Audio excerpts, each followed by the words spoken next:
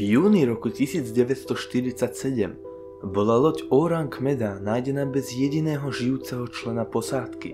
Loď ešte stihla poslať signál SOS, ktorý zachytili lode, ktoré boli iba pár kilometrov vzdialené v oblasti Malacca.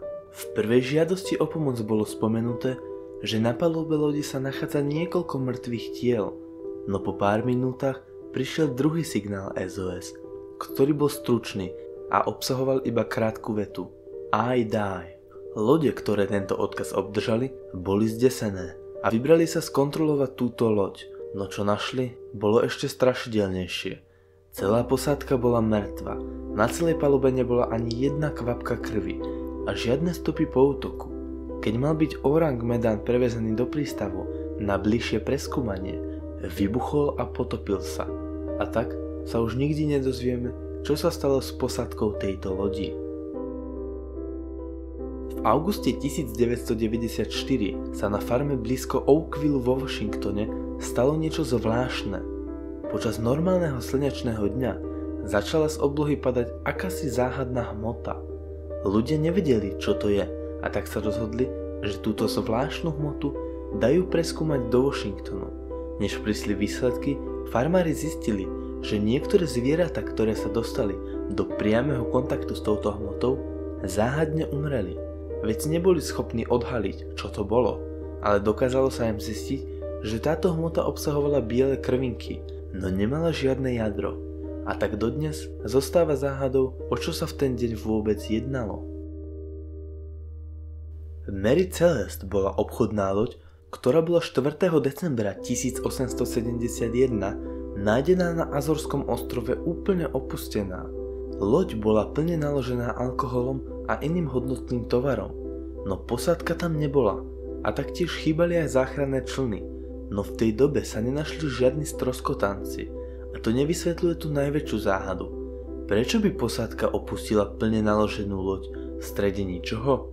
Niektorí si myslia, že sa jednalo o pirátsky útok, no historici to vylučujú, pretože z paluby lodi nezmizli žiadne drahocenné veci, ktoré by si inak piráti vzali. A tak, zmiznutie posádky obchodnej lode Mary Celeste zostáva záhadou dodnes.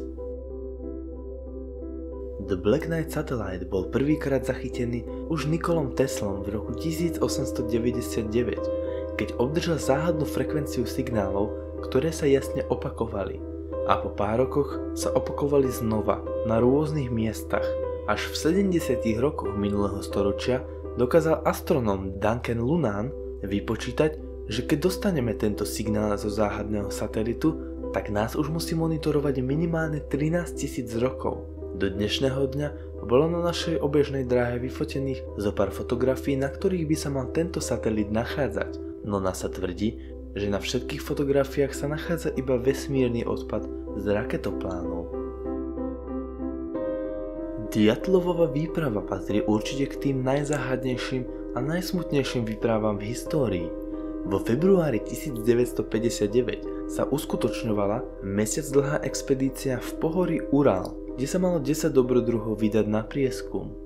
Jediný, ktorý prežil, sa odpojil od skupiny kvôli chorobe už na začiatku a ďalších 9 bolo nájdených mŕtvych. No nebolo to vôbec obyčajné, pretože títo ľudia boli nájdení iba v spodnom prádle niekoľko metrov od ich stanov, ktoré boli prerezané vznútra a okolnosti ich smrti sú dodnes neznáme.